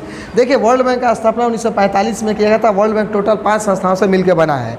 एक अपना IBRD, एक अपना IMF, एक अपना IDA, ठीक है, एक अपना IFC, ठीक है, एक अपना IFC और एक अपना MIGA, ठीक है, क्या बोले, एक अपना MIGA। इन टोटल 5 संस्थाओं को मिला करके वर्ल्ड बैंक का निर्माण किया गया है। और वर्ल्ड बैंक अपना क्या बोलिए, बहुत से वर्ल्ड बैंक का स्थापना 1945 में हुआ था। अब देखिए एक क्वेश्चन आता है, इसके सब एक एक करके ब्रांच के बारे में हम लोग देख लें। इसके क्या बोले, एक एक ब्रांच के बारे में देख लें ना। तो देखिए जब इसके एक एक में बहुत होता है, सबसे पहले IMF का स्थापना 1945 में ब्रेटन वुड्स सम्मेलन के दौरान किया गया था। और IMF को हम लोग क्या कहते हैं? बहुत सुंदर। IMF को क्या, इंटरनेशनल मॉनेटरी फंड, बहुत सुंदर, वो IDA को कहते हैं, ठीक है। IMF, तो IMF ये बताइए कितने लॉन्ग टर्म के लिए, शॉर्ट टर्म के लिए ऋण उपलब्ध कराता है? Short term. वो IDA न कराता है शॉर्ट टर्म के लिए, यानी कि इंटरनेशनल डेवलपमेंट एजेंसी है ना, हो जाए उसका फुल फॉर्म। तो ये बताइए कि वर्ल्ड बैंक के किस ब्रांच को, ठीक ना, क्या बोले हैं, वर्ल्ड बैंक के किस ब्रांच को ऋण देने वाली तीसरी खिड़की के नाम से जाना जाता है? IDA को। हाँ, छोटी छोटी मगर मोटी बात है, बहुत सुंदर। चलिए अगला क्वेश्चन आइए। अरे अर्थशास्त्र का जनक किसे कहते हैं जी? Adam Smith. अर्थशास्त्र का जनक किसे कहते हैं? Adam Smith. तो चलिए जस्ट टू द पॉइंट, आपके स्क्रीन के ऊपर, कहाँ? आपके स्क्रीन के ऊपर, बहुत सुंदर, बहुत बढ़िया। तो देखिए जब अर्थशास्त्र आ गया तो ये बताइए अर्थशास्त्र किसे कहते हैं, जरा बताइए तो। हाँ मतलब एक बेसिक चीज़ होना चाहिए। देखिए ये बोल रहे हैं अर्थशास्त्र एग्जाम में नहीं पूछेगा, ठीक ना, लेकिन व्यक्ति में उसके व्यक्तित्व के विकास के लिए कभी कभी बेसिक चीज़ का जरूरी होता है, इसलिए बोले। बताइए आप दीपक जी। अच्छा अर्थशास्त्र इकोनॉमिक्स को ही कहते हैं, बहुत सुंदरता। आप हमें बताइए हाथी किसको कहते हैं? तो हाथी एलिफेंटे को कहते हैं। बस बोले अर्थशास्त्र किससे कहते हैं? हाँ बताइए। हाँ बहुत सुंदर, बहुत सुंदर, बहुत बढ़िया, बहुत बढ़िया। तो उसे तब अर्थव्यवस्था क्या कहते हैं जी? अरे देखिए किसी भी, देखिए क्या बोले हैं, किसी भी बोलिए देश अथवा बोलिए कहीं भी अपना क्या बोलिए परिवार के आर्थिक स्थितियों का जो अध्ययन किया जाता है तो वही तो भैया अर्थशास्त्र कहते हैं, ठीक है। अर्थशास्त्र में किसका बोलिए व्यक्ति अथवा देश का क्या बोलिए आर्थिक क्रियाओं का क्या किया जाता है, अध्ययन किया जाता है। तो फिर अर्थव्यवस्था किसे कहते हैं? तो देखिए किसी भी देश के, ठीक ना, एक साल के क्या बोलिए, हाँ, एक साल के दौरान उसके टोटल लेखा जोखा, ठीक ना, या फिर कहते हैं उसके टोटल लेखा के जोखा का सीमांकन करने वाले क्या बोलते हैं? अर्थशास्त्र कहते हैं। और अर्थशास्त्र कभी भी अपने आप में एक संपूर्ण वर्ड नहीं है, ठीक ना। अर्थशास्त्र कभी भी अपने आप में एक संपूर्ण वर्ड नहीं है जब तक इसको किसी भी देश में अपना ऐड न किया जाए तब तक। अब बात करते हैं अर्थशास्त्र। तो अर्थशास्त्र पर जाते हैं, यहाँ से टोटल 5 क्वेश्चन पूछते हैं, इसके पश्चात नेक्स्ट पर आगे जो क्वेश्चन होगा। तो बहुत बढ़िया। तो देखिए जब अर्थशास्त्र बात करते हैं तो अर्थशास्त्र में हम लोग जानते थे कि टोटल होगा चाहिए 3 अर्थशास्त्र के बारे में पढ़ेंगे, ठीक है, या फिर अर्थव्यवस्था के बारे में पढ़ेंगे, ठीक है, 3 अर्थव्यवस्थाओं के बारे में पढ़ेंगे। तो देखिए जब बात क्या हो जाता है 3 अर्थव्यवस्थाएं अपना कौन कौन है? तो एक अपना पूंजीवादी अर्थव्यवस्था है, एक अपना राज्य अर्थव्यवस्था है, तथा एक अपना अरे मिश्रित अर्थव्यवस्था है रे बाबा, बहुत बढ़िया। तो देखिए पूंजीवादी अर्थव्यवस्था क्या है मिथिलेश जी बताइए आप हमें, पूंजीवादी अर्थव्यवस्था क्या है? जी जी, पूंजीवादी अर्थव्यवस्था क्या है? बहुत सुंदर, बताइए गुरु जी। कोई बात नहीं। देखिए पूंजीवादी अर्थव्यवस्था किसे कहते हैं? देखिए पूंजीवादी अर्थव्यवस्था में किसी वस्तु का कितना उत्पादन करना है, क्या उत्पादन करना है और उसे किस रेट पर बेचना है, इसका तय कौन करेगा? बाजार करेगा, ठीक है। बाजार मतलब बाजार में कौन हुआ? जो बोलिए अपना बड़ा बड़ा उद्योगपति हुआ वही अपना बाजार हुआ, ठीक है। यहाँ पर बाजार का मतलब ये हुआ, ठीक है, जो बोलिए बड़ा बड़ा उद्योगपति हुआ वही क्या हुआ? बाजार हुआ। तो बहुत बढ़िया। तो क्या बोले हैं पूंजीवादी अर्थव्यवस्था में क्या होता है कि देखिए किसी वस्तु का कितना उत्पादन करना है, क्या उत्पादन करना है और उसे किस रेट पर बेचना है, इसका डिसाइड कौन करता है? बाजार करता है, ठीक है। अब आते हैं क्या चीज़, तो देखिए पूंजीवादी अर्थव्यवस्था का फिर अपना शुरुआत कैसे हुआ? तो देखिए आप लोग जस्ट अभी एक क्वेश्चन यहीं पर आया था, क्या क्वेश्चन आया था? क्वेश्चन क्या था ये बताइए ना। हाँ, अर्थशास्त्र का जनक किसे थे? Adam Smith. एडम स्मिथ का ये अपना एक पुस्तक है जिसका नाम आप लोग सुनेंगे wealth of Nations. Wealth of Nations कौन है? एडम स्मिथ है। इसी पुस्तक में क्या बोले, पूंजीवादी अर्थव्यवस्था की शुरुआत अपना इसी बुक से होता है, ठीक है। पूंजीवादी अर्थव्यवस्था की शुरुआत कहाँ से होता है? एडम स्मिथ की पुस्तक वेल्थ ऑफ नेशन से। अब आते हैं तो लोग कहते हैं राज्य अर्थव्यवस्था। तो राज्य अर्थव्यवस्था किसे कहते हैं? तो देखिए राज्य अर्थव्यवस्था किसे कहते हैं? किसी वस्तु का क्या उत्पादन करना है, कितना करना है, किस रेट पर बेचना है, इसका डिसाइड जो अपना कौन करेगा? राज्य करेगा, ठीक है। इसका डिसाइड कौन करेगा? राज्य। राज्य का तात्पर्य यहाँ से सरकार से हुआ। हाँ बिल्कुल, इसी का ही अन्य नाम समाजवादी अर्थव्यवस्था है, ठीक है, इसी का। बहुत सुंदर। तो क्या बोले हैं कि इसे अपना कौन डिसाइड करेगा? राज्य करेगा या सरकार? राज्य का तात्पर्य यहाँ सरकार हुआ, कोई दिक्कत नहीं। अब जस्ट टू द बात है मिश्रित अर्थव्यवस्था। तो मिश्रित से भैया मालूम ही चल रहा है मिश्रित। तो मिश्रित में क्या है, किसी चीज़ का कितना उत्पादन करना है, क्या करना है, इस अपना डिसाइड गवर्नमेंट प्लस में मार्केट, ठीक ना। क्या बोले हैं? गवर्नमेंट प्लस में मार्केट अपना दोनों करेगा। यहाँ तो कोई दिक्कत नहीं। ये बताइए तेज नहीं ना बोल रहे हैं? कोई नहीं ना, बहुत बढ़िया। तो यहाँ से अब अपना ये हो गया। तो जस्ट राजू जी क्वेश्चन आपसे स्क्रीन के ऊपर, आपके स्क्रीन पर 1 लाख का है। ये बताइए अर्थव्यवस्था के 3 क्षेत्र हैं, प्राथमिक क्षेत्र, द्वितीय क्षेत्र और तृतीय क्षेत्र। तो ये बताइए भारत के राष्ट्रीय आय में सबसे बड़ा योगदान कौन क्षेत्र देता है? बहुत होता कौन? प्रथम, द्वितीय, तृतीय, टर्सियर, तीसरा नहीं तोड़ दिया जाएगा। तीसरा सबसे अधिक कौन करता है? तीसरा। देखिए भारत के राष्ट्रीय में सबसे पहले अपना कह लिए सेवा क्षेत्र करता है, उसके बाद उद्योग करता है और उसके पश्चात कृषि करता है। ये क्रम देता है समझाने के लिए, एग्जाम में ध्यान रखिएगा। यहाँ तक हम लोग कोई दिक्कत नहीं है नहीं। अब 1 लाख का क्वेश्चन आप लोग का स्क्रीन के ऊपर, कहाँ? स्क्रीन के ऊपर। बहुत सुंदर। अब चलिए जब प्राथमिक क्षेत्र, तो प्राथमिक क्षेत्र में क्या क्या आता है रवि जी बताइए? आप तो एक क्वेश्चन ही बताइए। कृषि हो जाएगा, पशुपालन हो जाएगा, मत्स्य पालन हो जाएगा, खनन हो जाएगा। ये यानी कि बोलिए वे सभी वस्तुएं, देखिए प्राथमिक क्षेत्र किसे कहते हैं? वे सभी वस्तुएं जो बोले प्राकृतिक से उपहार स्वरूप मिलता है, उसको हम लोग क्या बोलेंगे? प्राथमिक क्षेत्र के अंडर में आएगा। और प्राथमिक क्षेत्र में क्या आ जाएगा? कृषि आ जाएगा, पशुपालन आ जाएगा, मत्स्य पालन आ जाएगा, खनन आ जाएगा, ठीक है, हाँ, वन आ जाएगा। ये सभी के सभी अपना किस में आ जाएंगे? प्रथम क्षेत्र में। तो बहुत बढ़िया। तो देखिए जो लोग देख रहे होंगे, आप लोगों से एक बात है कि जरा बताइए कि धान किस क्षेत्र में आता है, ठीक ना? धान किस क्षेत्र में आता है? बहुत सुंदर। अब बात करते हैं क्या चीज़? द्वितीय क्षेत्र, ठीक है, बहुत बढ़िया। तो देखिए जब हम लोग बात करते हैं क्या चीज़? टू द पॉइंट द्वितीय क्षेत्र।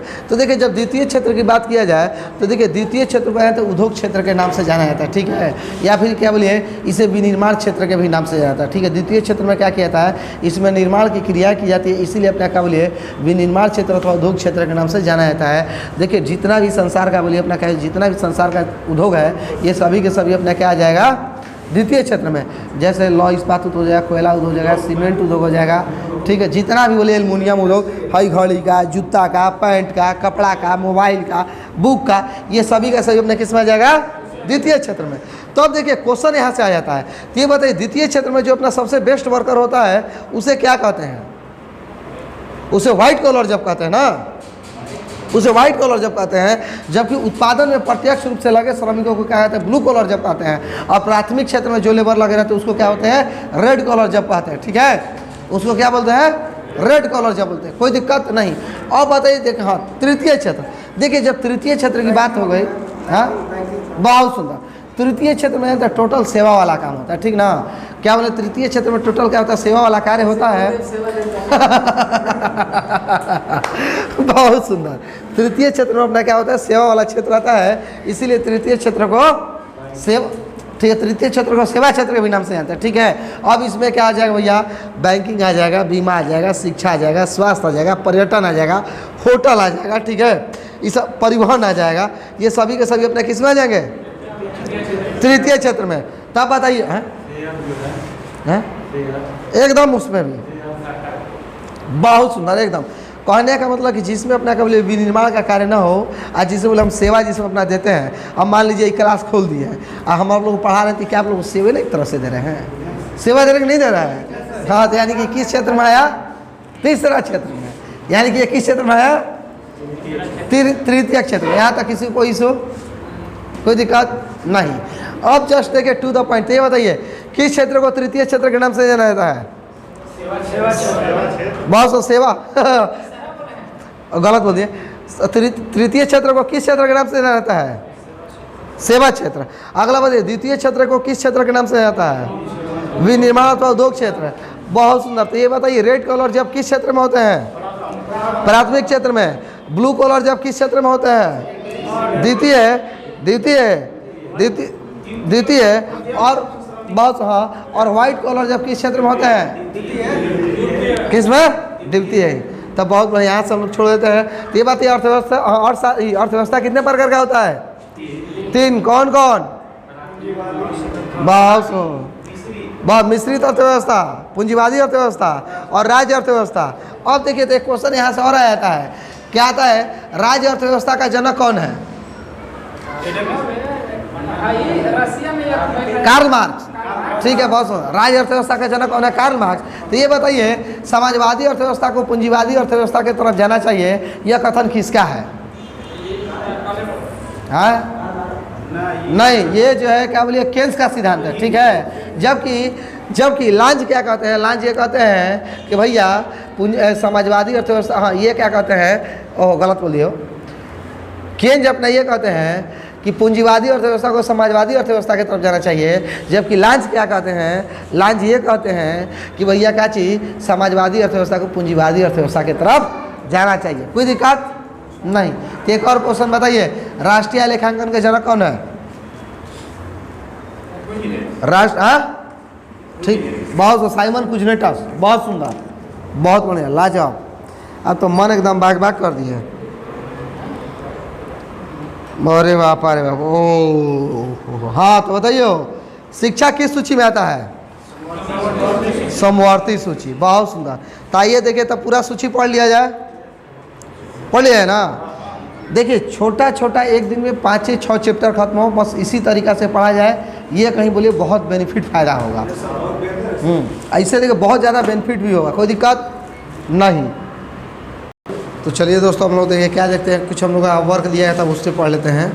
वर्क तो हम लोग को परिवहन पढ़ना है। ठीक है, परिवहन वर्क किसे दिया था? लूसेंट से दिया था। कोई समस्या नहीं। तो चलिए देखिए, जब हम लोग बात करते हैं 2 पॉइंट किसकी? परिवहन की ना हो। तो चलिए आइए देखिए, जब परिवहन की देखिए, जब अपना अब ये जो हो जाएगा, बहुत बढ़िया। तो देखिए जब हम लोग बात किसकी करें, तो देखिए जब हम लोग बात करें परिवहन की, तो परिवहन में देखिए हम लोग क्या पढ़ना है? टोटल 4 चीज़ें पढ़ना है। एक अपना सड़क परिवहन पढ़ना है। ठीक है, क्या बोले, और उस दिन परिवहन वाला चैप्टर बहुत सुंदर। तो देखिए जस्ट हम लोग परिवहन के बारे में जो पढ़ते थे, परिवहन के बारे में हम लोग क्या देखना है? सड़क परिवहन पढ़ना है, वायु परिवहन पढ़ना है, ट्रेन परिवहन पढ़ना है, और फिर अपना वाटर परिवहन पढ़ना है। ठीक है, परिवहन का मतलब क्या होता है कि देखिए जब कोई व्यक्ति अथवा वस्तु को एक स्थान से दूसरे स्थान ले जाने में जिस माध्यम का प्रयोग किया जाए, उसी को वो सभी चीज़ें अपने कहते हैं परिवहन में आती हैं। जैसे परिवहन के साधन में आएंगे। ठीक है, जैसे अपना क्या हो गया? बस हो जाएगा, ट्रक हो जाएगा, रेल हो जाएगा, एरोप्लेन हो जाएगा। ये सभी के सभी क्या है? परिवहन के साधन हैं, जो कि क्या बोलिए वस्तु अथवा व्यक्ति को एक स्थान से दूसरे जगह ले जाने का कार्य करता है। तो देखिए जब बात करते हैं सड़क परिवहन, तो ये बताइए टू द पॉइंट, भारत में सबसे लंबा सड़क मार्ग कौन सा है? NH-44। बहुत सुना। भारत में सबसे लंबा सड़क मार्ग कौन सा है? NH-44। बहुत सुना। NH-44 कहाँ से कहाँ तक चलता है?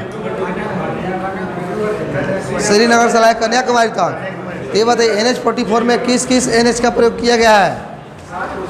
NH-44 में किस किस NH का प्रयोग किया गया है? 60। कौन कौन? 1, 2, 3, 7, 26 और नहीं, हाँ, और 75। ठीक है, टोटल 6 NH का आपने इसमें प्रयोग किया गया। ठीक है, तो अब देखिए ये बताइए NH-1A कहाँ से कहाँ जाता है? बहुत सुंदर। क्या बोलिए? अपना बस श्रीनगर से लेकर के, ठीक है, हाँ, पठानकोट तक। ठीक है, पठानकोट कहाँ है जी? पठानकोट नहीं, यूरी में, तो कश्मीर में ही है। पठानकोट से लगा के जालंधर तक। ठीक है, हाँ, तो वही चीज़ ना बोल रहे हैं। तो कोई दिक्कत हम लोग को अभी पठानकोट में अभी अपना अटैक किया था लोग। चले, बहुत सुंदर। अब देखिए जस्ट टू द पॉइंट क्या बोले हैं, तो ये बताइए कौन सा NH जो है भारत के अपना मरुस्थलीय क्षेत्र से गुजरता है? NH-15। बहुत सुंदर। अगला इस बताइए, देखिए दुनिया का अपना सबसे क्या बोले हैं ऊंचा रेल मार्ग कौन सा है? पहले ये बताइए आप लोग। लेह मनाली। ठीक है, तो लेह मनाली अपना किस में है? तो लेह मनाली अपना किस में है? तो वो NH-1D में नहीं है, बहुत बढ़िया। अब देखिए NH-44 में ही अपना श्यामा प्रसाद मुखर्जी सुरंग का निर्माण किया गया, ठीक है।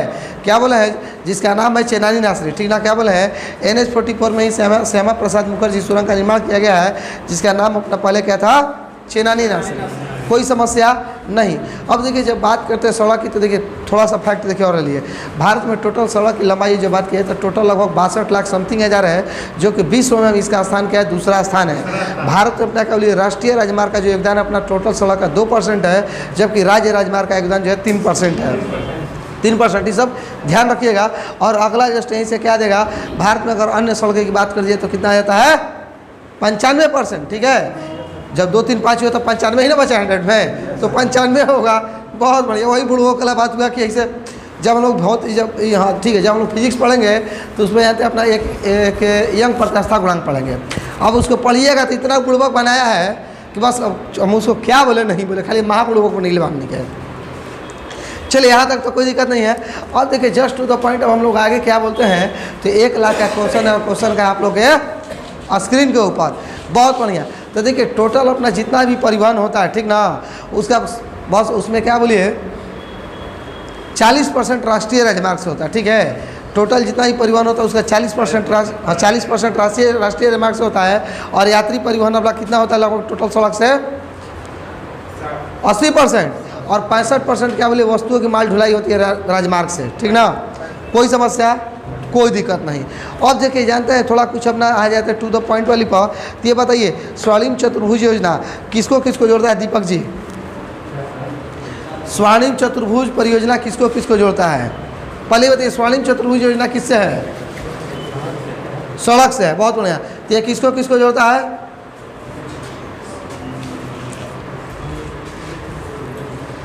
बताइए किसको किसको जोड़ता है। बहुत 4 महानगर। कौन कौन 4 महानगर, बहुत दिल्ली, कोलकाता, मुंबई, चेन्नई। स्वर्णिम चतुर्भुज परियोजना अपना जोड़ता है। अच्छा तो एक बात बताइए, उत्तर पश्चिम गलियारा कहाँ से कहाँ किसको किसके बीच में है, अरे उत्तर दक्षिण होगा। हाँ उत्तर दक्षिण गलियारा बताइए रवि जी, किसको किसको जोड़ता है, श्रीनगर से लाके कन्याकुमारी तक। बहुत सुंदर। तो आप बताइए राजू जी, पूर्व पश्चिम गलियारा किसको किसको जोड़ता है,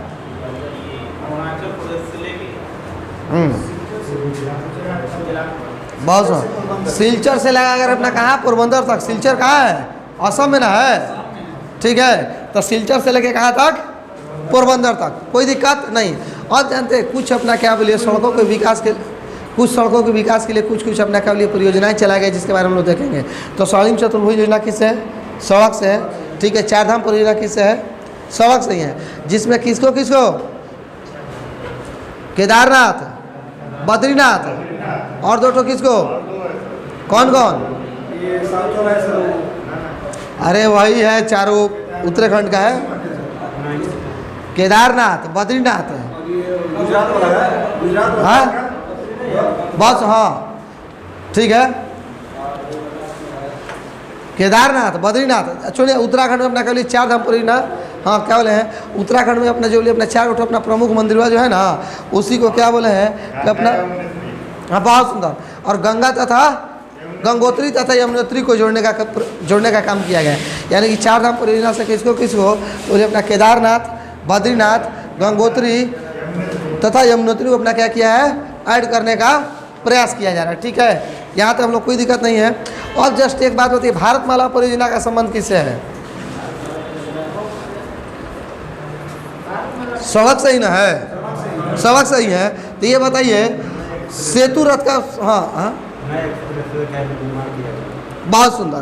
तो जस्ट बताइए प्रधानमंत्री ग्राम सड़क योजना का स्थापना कब किया गया था, प्रधानमंत्री ग्राम सड़क योजना का स्थापना कब किया गया था, प्रधानमंत्री ग्राम सड़क योजना की स्थापना 2000 में किया गया है। और टोटल अपना क्या बोलिए, हाँ हाँ, और जिस भी बोलिए गांव का 500 की आबादी होगा, उस गांव के रोड का निर्माण प्रधानमंत्री ग्राम सड़क योजना के तहत किया जाएगा, कोई समस्या नहीं। अब जस्ट टू द पॉइंट आप लोग का स्क्रीन पर आते हैं हम लोग का सीधा वाइज अपना रेल परिवहन। तो आप बताइए बाबू श्यामू कि भारत में, विश्व में सबसे पहला रेल कहाँ से कहाँ चला है, विश्व में, भारत में, विश्व में बताइए। जरा ठहरो जरा बैठो करनी है बातें। हाँ ब्लाडी बास्टा, बहुत सुंदर, सीधा 50 लाख। ठीक ना, कितना बोले हैं राजू जी, कितना बोले हैं? 50 लाख से 5 रुपया कम नहीं दिया जाएगा आपको। बहुत सुंदर। हाँ अरे हाँ बाबा, तो कब चला था? बहुत सुंदर। विश्व में देखिए पहला ट्रेन अपना काबिल डार्लिंगटन से स्कॉटलैंड के बीच में। ठीक ना, क्या बोले हैं? विश्व में पहला बार ट्रेन अपना क्या बोलिए ब्रिटेन में डार्लिंगटन से स्कॉटलैंड के बीच में चला था। और दूसरा बार अपना ट्रेन कहाँ चला था? मैनचेस्टर से लिवरपूल चला था। ठीक है, तो बहुत ताब बात है। भारत में पहला ट्रेन कब चला था? बहुत सुंदर, 16 अप्रैल 25 में है ना, सीधा 50 लाख। बहुत सुंदर। हाँ बहुत बढ़िया। तो क्या बोले 16 अप्रैल 1853 को अपना क्या बोलिए भारत में अपना पहला बार अपना क्या बोलिए ट्रेन चला था। तो टोटल हाँ बहुत कहाँ से कहाँ? मुंबई से ठाणे। टोटल किलोमीटर कितना था? 34 किलोमीटर। बहुत बढ़िया। तब देखिए जस्ट बात हम क्या करते हैं जानते हैं, थोड़ा भारत में अपना कुछ कारखाने की बात कर लेते हैं। ठीक है, कारखाने में बोलिए अपना कौन, जहाँ पर बोलिए अपना क्या चीज़ और डीजल इंजन का कुछ जगह अपना किसका इसका होता है, डीजल इंजन का, विद्युत इंजन का। ठीक है, कहीं पर अपना बहुत सुंदर। तो ये बताइए डीजल लोकोमोटिव बस कहाँ है? अरे DLW बनारसी में नहीं है जी। बहुत सुंदर। तो डीजल लोकोमोटिव वर्ष का है बनारसी में। यहाँ पर क्या है डीजल इंजन का इंजन बनता है। डीजल इंजन का ठीक है कारखाना है, वो डीजल इंजन बनता है। तो ये बताइए भारत में जरा 2-3 जगह बताइए तो जहाँ विद्युत इंजन बनता है। चित्तरंजन, मधेपुरा। बहुत चित्तरंजन में, मधेपुरा में। और डीजल इंजन अपना रुको ठीक है। अब सुने डीजल इंजन अपना कहाँ बनता है? तो देखिए डीजल इंजन अपना वाराणसी बनता है। वाराणसी बनता है? नहीं। फिर अपना जस्ट अपना एक बोलिए यहाँ पर हाँ जमालपुर। चित्तरंजन जो है वो तो विद्युत में है, तो बोले नहीं है। हम डीजल इंजन की बात कर रहे हैं। एक बिहार में तो जो होता है, एक मधेपुरा में होता है, एक और कहाँ होता है? हाँ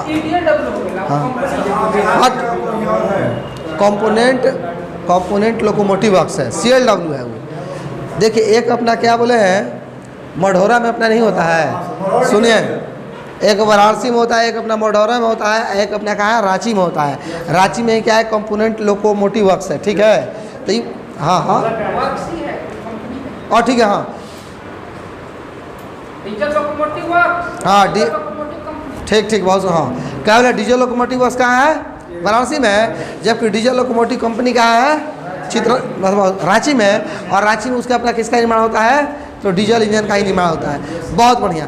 तब बताइए राजू जी कि बिहार में ठीक ना क्या बोले बिहार में किस जगह पर अपना क्या बोलिए उसके धुरी का निर्माण होता है, यानी कि चक्का का? छपरा में। और बोलिए छपरा के अलावा सबसे अपना बेहतरीन और नामी गिरामी जगह कौन सा है स्थान? बेंगलुरु के यलहंका में। बहुत बढ़िया। हाँ बेंगलुरु का यलहंका में। यलहंका, बेंगलुरु का यलहंका, कोई दिक्कत नहीं। अब जस्ट एक क्वेश्चन बताइए, 2 क्वेश्चन आप लोग का स्क्रीन के ऊपर कहा बहुत सुंदर। 2 क्वेश्चन आप लोग का स्क्रीन के ऊपर, एक क्वेश्चन हाँ।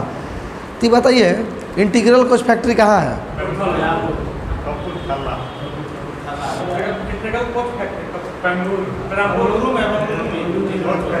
इंटीग्रल कोच फैक्ट्री अपना पेराम्बूर में ना है। ठीक है, बहुत सुनो। आज जबकि क्या बोले हैं रेल कोच फैक्ट्री कहाँ है? वो कमपुरताला में है। तो सुन लीजिए, थोड़ा सा सुन, यहाँ पर क्वेश्चन क्या कह देता है। पहला अपना एक देता ये देगा कि यात्री डब्बे का निर्माण कहाँ होता है? तो जस्ट वही अपना इंटीग्रल कोच फैक्ट्री। ठीक ना, यानी कि कहाँ पर? पेराम्बूर में है। और जबकि अगर यही अपना क्या कह देगा कि अपना क्या बोलिए ये जो हम लोग वर्तमान में जो माल ढुलाई वाले बैगन का यूज करते हैं उसका निर्माण कहाँ होता है? तो बस कमपुरथला में। ठीक है, कोई दिक्कत नहीं। और देखिए थोड़ा सा फैक्ट पर ये बताइए विश्व में चलने वाला पहला ट्रेन कौन सा था? अरे बबुआ विकसित में बोल रहा है, डाउन कीजिए इसको। हाँ बहुत सुंदर। क्या बोला है कि विश्व में क्या बोलिए पहला अपना चलने वाला ट्रेन कौन सा था जी? तो वही तो 1825 से चला है, बहुत चला है। अच्छी बात है, भारत में चलने वाला पहला ट्रेन कौन सा था? ब्लैक ब्यूटी ना है, ब्लैक ब्यूटी। आइए बताइए भाप से चलने वाला कौन है? फेरी क्वीन है, ठीक है। और ये बताइए विद्युत से चलने वाला पहला ट्रेन कौन है? डेक्कन नहीं है, बहुत सुंदर, हाँ डेक्कन क्वीन, कोई दिक्कत नहीं।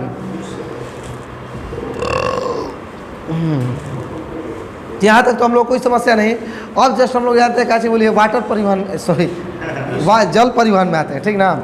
तो देखिए जब जल परिवहन में आते हैं तो जानते हैं जल परिवहन में क्या बोलिए, अपना बहुत सारा क्वेश्चन है जिसको अपना क्या किया जाता है, एग्जाम में पूछा जाता है, ठीक है।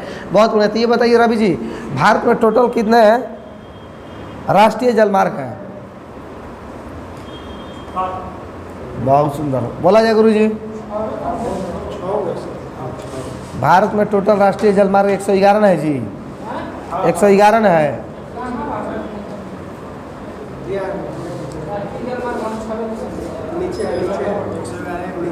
111 है ना, क्या राष्ट्रीय जलमार्ग है ना भारत में? हाँ ना 111 हमारा जी, भारत में टोटल राष्ट्रीय जलमार्ग कितना है? 111। तब बताइए WW1 यानी कि वाटर वे 1 किसको किसको जोड़ता है? इलाहाबाद से हल्दिया, बहुत सुंदर। आप बताइए श्यामू, WW2 यानी कि वाटर वे 2 किसको जो किसको जोड़ता है? हाँ आप बताइए रवि जी। बहुत सुंदर। धुबरी टू सदिया, बहुत बढ़िया। आप बताइए, अरे वही सदिया टू धुबरी। आप बताइए WW3 यानी कि वाटर वे 3 किसको किसको जोड़ता है?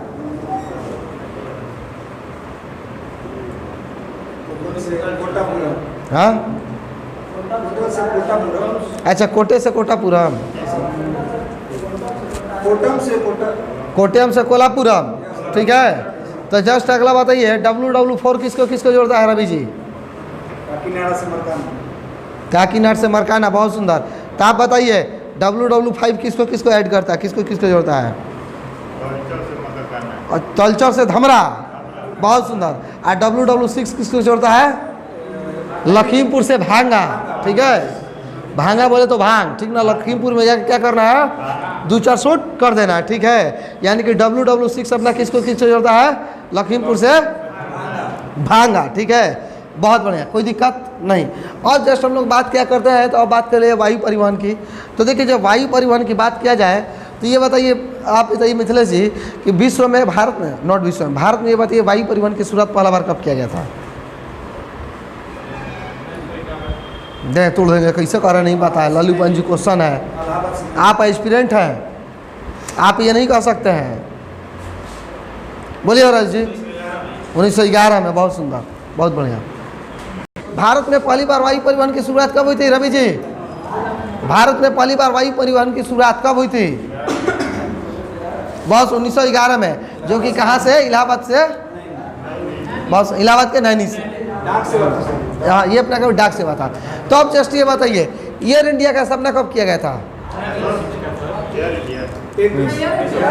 एयर इंडिया 1933 में। और अपना क्या बोलिए कि इन सभी को मिला करके, हाँ। और तो देखिए एयर इंडिया का स्थापना पहले 33 नहीं बोला जाए, उसका देखिए पहले कुछ और नाम था 1933 में। और एयर इंडिया इसका नाम कब कर दिया गया? 53 में, ठीक है। 53 में ना भारतीय विमान प्राधिकरण का स्थापना 1995 में किया गया, ठीक है। एयर इंडिया से पहले उसका क्या नाम था? देखिए एयर इंडिया से पहले उसका देखिए एग्जैक्टली हम भूल रहे हैं उसका क्या नाम था, एग्जैक्टली ध्यान पर नहीं है। तो चलिए बहुत सुंदर। तो जस्ट अगला just to the point question क्या बोलते हैं आप लोगों को? तो अगला इस में क्वेश्चन ये बताइए पवन हंस का स्थापना कब किया गया था? इंडियन नेशनल एयरवेज था 1953 में एयर इंडिया। हाँ इंडियन नेशनल एयरवेज, जब सही बोले हैं। IC को 1953 में 2 ब्रांच में बांट दिया जाता है, ठीक है। अच्छा तो एक बात बताए, हाँ तो क्या बोले हैं, पवन हंस का स्थापना कब किया गया था? पवन हंस बहुत से पवन हंस का स्थापना 1985 में। और पवन हंस का मुख्य कार्य क्या है? पवन हंस का मुख्य कार्य क्या है? तो पवन हंस का मुख्य कार्य ये है, बहुत सुंदर, क्या बोलिए कि जितना भी अपना तेल के लिए अपना क्या हो, जितना भी तेल के लिए गाड़ी नहीं बोलिए अपना क्या चीज, हेलीकॉप्टर का मुहैया उपलब्ध कराना।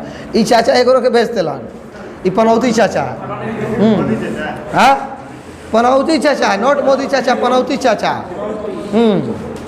ये तुम क्या हम भी बंदे को बोले और क्या नहीं बोले। अब बड़ा, हम पठान के बच्चे हैं, हम जानते हैं जब हम अब स्कूल नहीं गए हैं।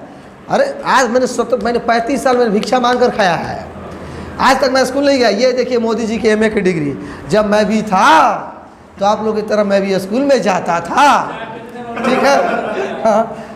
दोस्तों आप यकीन नहीं मानिएगा, मैंने 17 साल मैंने प्लेटफॉर्म पर मैंने चाय बेचा है। मुझसे बड़ा दुख दर्द इस प्लेटफॉर्म वासियों का कोई नहीं समझ सकता है। हाँ, और जानते हैं एक बार बात ये हो रहा था कि भाई जब अपना ये अटैक करने के लिए हुआ तो फिर बादल में तो देखिए रडार काम नहीं करेगा, तो ये लोग बोले कि ये चीज़, तो हम बोले जो लोग बोले अपना अटैक करने वाले थे उन ब्रांचों से मैंने बोला कि आप जो है रडार हम लोग का बादल में छुप जाएगा, आप सीधा अटैक कर दो, ठीक है। हाँ, मैं जब बचपन में था दोस्तों तो जानते हैं, मैं भी जब छोटा था तो खेलते खेलते मैंने एक मगरमच्छ के बच्चे को ले आया। तब मेरी माँ ने कहा बेटा ना इसको ले जा करके आप रख दो। तब फिर क्या किया गया, उसको मैंने फिर ले जाकर मगरमच्छ के बच्चे को मैंने छोड़ दिया। a+b² into bracket x² equal to what. तो ये एक्स्ट्रा a+b कहाँ से निकल कर आता है? ये बोलिए देश के प्रधानमंत्री की हाल है। ये बोलिए देश के प्रधानमंत्री की हाल है। अरे भैया क्या इनको बोला जाए और क्या नहीं बोला जाए। चलिए अच्छा हम लोग टू द पॉइंट आ गए। नामों के बारे में समझाते हैं। अरे भाई, तो यहाँ परिवहन हो गया। तपोवन का स्थापना कब किया था? 1985 में। तो अगला इस बताइए, केंद्रीय अंतर्देशीय जलमार्ग प्राधिकरण का स्थापना कब किया गया था? 1987 में। और केंद्रीय अंतर्देशीय जलमार्ग प्राधिकरण का मुख्यालय कहाँ है? कलकत्ता। बहुत सुंदर। तो ये जस्ट बताइए, केंद्रीय नौवहन संस्थान कहाँ है? केंद्रीय देखिए एक नौवहन संस्थान करके आता है पटना में। ये क्वेश्चन बार बार पूछा जाता है, नौवहन संस्थान करके आता है। हाँ, अब जस्ट एक बात बताइए, राष्ट्रीय विमानन प्राधिकरण का स्थापना कब किया गया था? हाँ, राष्ट्रीय विमानन प्राधिकरण का स्थापना कब किया गया था रे बाबा? बहुत सुंदर। राष्ट्रीय विमानन प्राधिकरण का स्थापना 1995 में किया गया था। तो आप जस्ट बताइए राजू जी, राजीव गांधी विमानन इंस्टीट्यूट कहाँ है? या विमानन विश्वविद्यालय, इंस्टीट्यूट मत बोलिए, राजीव गांधी विमानन विश्वविद्यालय कहाँ है? रायबरेली फुर्सतगंज में। यही जब कहा जाएगा कि इंदिरा गांधी, ठीक ना, इंदिरा गांधी देखिए इनका भी कुछ आता है ना। इंदिरा गांधी का क्या है जी? हाँ, इंदिरा गांधी से अपना है ना, वो भी अपने रायबरेली के फुर्सतगंज में ही है। हाँ बोलिए उसका क्या है? मतलब पढ़ के नहीं खाई क्या खुशी? इंदिरा गांधी अंतर्राष्ट्रीय ना दे तुरंत ना तोड़ दे। बहुत सुंदर ना, 1 लाख ना मन करता थी एक वही बात पर। अरे हाँ, इंदिरा गांधी नागरिक उड्डयन संस्थान कहाँ है? नई दिल्ली है। इंदिरा गांधी अंतर्राष्ट्रीय हवाई अड्डा। वो तो इंदिरा गांधी अंतर्राष्ट्रीय हवाई अड्डा ना नई दिल्ली में जी, ये भी अपना फुर्सतगंज में ही है। आप कैसे गुरु जी इतना पीछे हो जाना, हमारा नहीं आ रहा समझ में।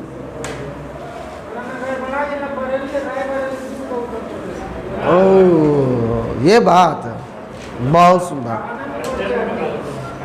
रायबरेली फुर्सतगंज, हाँ रायबरेली फुर्सतगंज। तो यहाँ तक हम लोग कोई समस्या नहीं। अब देखिए हम क्या बोलने वाले हैं। देखिए विश्व में प्रमुख रूप से कौन हवाई अड्डा कहाँ है? अरे सॉरी, विश्व में भारत की पहले बात करते हैं। तो भारत का देख लिया ना, विश्व का नहीं देखा जाएगा ना। चलिए, तो इंदिरा गांधी अंतर्राष्ट्रीय हवाई अड्डा नई दिल्ली, नेहरू अंतर्राष्ट्रीय हवाई अड्डा मुंबई, मोरारजी देसाई दे तोड़ देंगे। मोरारजी देसाई अपना लखनऊ में ना, और चौधरी चरण सिंह हवाई अड्डा, चौधरी चरण सिंह हवाई अड्डा कहाँ है? लखनऊ में। आज जस्ट लाल बहादुर शास्त्री बनारस में। बहुत बढ़िया। तो नेताजी सुभाष चंद्र बोस दमदम कलकत्ता। देखिए दमदम कोलकाता। देखिए डियर एक बात बोल रहे हैं, जैसे हम पूरा सेंटेंस नहीं बोल रहे, जैसे क्या चौधरी चरण सिंह अंतर्राष्ट्रीय हवाई अड्डा कहाँ, ये नहीं बोल रहे, केवल चौधरी चरण सिंह बोल रहे हैं। बाकी उसके आगे आपका क्या रखना है, बस जितना आपको ये समझिए कि सभी हवाई अड्डा बोल रहे हैं, ठीक है। हाँ बहुत बढ़िया। तो चौधरी चरण सिंह हवाई अड्डा कहाँ है जी? लखनऊ में। अब बहुत लाल बहादुर शास्त्री हवाई अड्डा कहाँ है? बनारस में। और ये बताइए BR अम्बेडकर हवाई अड्डा कहाँ है? नागपुर में। बहुत सुनते ही बताइए छत्रपति शिवाजी हवाई अड्डा कहाँ है? मुंबई में। बहुत बढ़िया। तो अगला just to the point question ये बताइए, राजा शासी, ठीक ना, क्या बोले, राजा शासी हवाई अड्डा कहाँ है? अमृतसर में। और उसी का नाम अपने बदल क्या कर दिया है? गुरु रामदास, ठीक है। गुरु रामदास हवाई अड्डा कहाँ है? अमृतसर में। गुरु रामदास हवाई अड्डा कहाँ है? अमृतसर में। कोई समस्या नहीं। तो जस्ट अगला हमारे जस्ट आप लोग स्क्रीन ऊपर अगला जस्ट क्वेश्चन ये बताइए, बहुत कैमकोटा हवाई अड्डा कहाँ है? बहुत कैमकोटा कहाँ है? बेंगलुरु में है। और जबकि यही जस्ट 1 लाख का क्वेश्चन बहुत विजाग हवाई अड्डा कहाँ है? बहुत विजाग विशाखापट्टनम है। और जबकि यही अगर क्या कहा जाएगा मेरा, विजाग बोले हैं ना। अब बहुत सी बताइए, वीर श्री त्रिकेंद्रजीत सिंह हवाई अड्डा कहाँ है? त्रिपुरा में, ठीक है। कहाँ है? त्रिपुरा में है। तो यही, ओहो, तो बहुत बढ़िया। अब देखिए यहीं से जस्ट आप लोग क्वेश्चन है, विजाग अपना बोले है ना, बहुत बढ़िया। तो अब आप लोग हमें ये बताइए, अरे सिलीगुड़ी में कौन हवाई अड्डा है जी? वह उसका भी नाम है?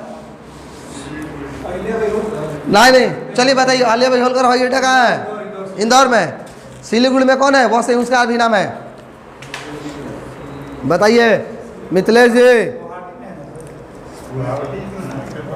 सिलीगुड़ी में बोल रहे हैं बगडोगरा, ना बोले, बहुत से उसका नाम है बगडोगरा हवाई अड्डा कहाँ है जी? बहुत सा बगडोगरा हवाई अड्डा कहाँ है? सिलीगुड़ी में। कोई समस्या नहीं। तब बताइए रवि जी, दबोलिम हवाई अड्डा कहाँ है? दबोलिम हवाई अड्डा कहाँ है? बहुत सा दबोलिम हवाई अड्डा कहाँ है? गोवा में। तो ये बताइए दम्बुला का स्वर्ण मंदिर कहाँ है? दम्बुला का स्वर्ण मंदिर कहाँ है? श्रीलंका में। बहुत सुंदर। वहीं पर क्या है? सोना का दांत रखा है ना जी। किन का? वियतनाम का, शायद रावण का रखा होगा। बहुत सुंदर। हाथी का दांत है। चलिए किसी का हो सोना एग्जैक्ट नहीं ध्यान पर नहीं आ रहा है। तो यहाँ तक हम लोग कोई समस्या नहीं। आप जगह में 1 लाख की बात बोले हैं, बूढ़े का है। बहुत सुंदर। तो यहाँ तक हम लोग कोई समस्या का हो दीपक जी? कोई दिक्कत नहीं है। बहुत बढ़िया। तो बताइए और कोई हवाई अड्डा छूट रहा है क्या? बोलिए।